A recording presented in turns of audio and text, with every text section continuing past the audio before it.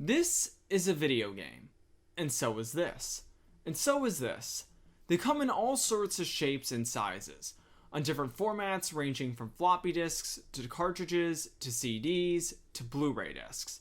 They are equally diverse in terms of the formats that they can be played on, ranging from computers, phones, to dedicated home consoles.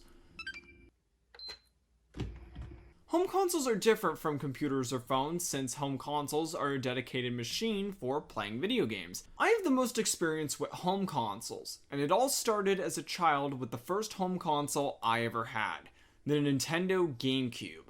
Originally released in 2001, it was home to some of my favorite titles of all time: Super Mario Sunshine, Paper Mario and the Thousand-Year-Old Door, and Metroid Prime, all of which were made by Nintendo. You know what? I'm feeling nostalgic, so let me show you Super Mario Sunshine. Oh, it figuratively exploded and now can't read any discs, or work at all. Most older consoles and titles have been discontinued by the manufacturer, either because it's moved on to newer consoles or the manufacturer doesn't exist anymore. In most cases, you likely wouldn't be able to find these at retail stores, with only secondhand outlets like eBay having them available. But it could be expensive, and you're basically screwed if it breaks due to the lack of official repair services from the company who made it. So, it looks like the Nintendo GameCube is discontinued, and I don't know how to fix it. I think it's time for a slight detour to speak with the folks in charge. And if you think this is the weirdest thing in this documentary, it's only going to get a whole lot weirder and a whole lot more symbolic from here on out. Anyway, let's go. Alright. Don't look down, don't look down. I look down. Okay. The things that I do for a school project. Alright, we've arrived. Hark! Why has thy mortal approached me at this accursed hour? Hi, I'm Jordan, and I want to play Super Mario Sunshine, but my Nintendo GameCube isn't working. Ah, that. Well, have you tried our other titles on the new Nintendo Switch console? Yes, but I bought this thing and want to be able to relive my childhood memories again.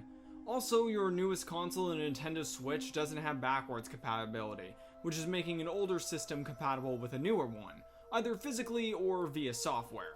The latter is called emulation. Don't say that word. That word be the word of thieves. But emulation is what you use to make certain titles on the Nintendo Entertainment System and Super Nintendo Entertainment System work for your Nintendo Switch Online service, which is a curated list of titles that use software to emulate these older systems on the Nintendo Switch. Emulation isn't even the only way to make these titles available on newer systems. Sometimes manufacturers and developers will make versions of the title specifically designed for that hardware in mind, also called a port. And now more than ever, you see frequent re-releases of titles from various companies, even at times with enhancements the original versions did not have, such as the ability to save. I have heard your prayers. Here is a port of Super Mario Sunshine for the Nintendo Switch, a still supported and available console. Fantastic!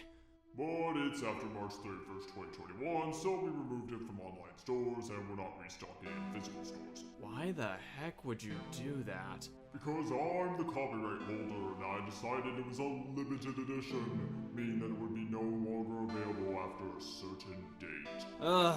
I hate to admit it, but he's correct. Well, the copyright holder thing anyway. We are at the whims of copyright holders who, like Nintendo, might not care about re-releasing their older titles or do so in a bizarre or unsatisfactory manner. Video games, much like film, television, and music, are copyrightable works. Thus, re-releasing titles requires the consent of the copyright holder, which might be one copyright holder to a lot of copyright holders. Also, if a title used the likenesses of actors or copyrighted music, that also might add more complexity when it comes to re-releases. But Super Mario Sunshine is made by Nintendo and doesn't have any likenesses of actors or copyrighted music that isn't owned by Nintendo, so what's your excuse? Because we can, and we know folks will buy it. But what if folks made their own archived version of Super Mario Sunshine? Wait, no, that's illegal. That has to be Because here's the thing, remember what I said earlier about emulation? Well, emulators also exist for computers, and they're totally legal as long as they don't use any proprietary information. But these emulators need what's called a read-only memory file, or ROM, of a title to work. It's basically what makes the heart and soul of a video game. One way is to download them via the internet, also known as piracy, which is illegal because it's downloading copyrighted material. So that's not an option. The second option is to back up the titles yourself, which is legal under Section 117 of the US copyright law, which states that someone can make a, quote, copy of an original computer program if the new copy is being made for archival, i.e. backup, purposes only. And since most lawyers and those in the industry consider video games computer programs, you could see where this logic would follow. But there's still a lot of uncertainty with this, such as how to back up those titles. Some companies even making things more confusing with those end-user license agreements, EULAs, that you never bother to read. Ignoring the legal uncertainty and issues, it's also sometimes difficult to back up these titles. The Retroad, for instance, is fine if you want to back up cartridge-based systems, but it can be expensive and is not able to back up everything, like disc-based games. And as of this recording, there's no device able to back up Nintendo Switch titles even though they use these really small little cartridges, which means that neither the original version of Super Mario Sunshine or the one that was included as part of Super Mario 3D All-Stars won't be able to be backed up easily. Well, what does it matter to you? It's an old title of ours anyway. It's more than that. Super Mario Sunshine was my personal introduction to video games.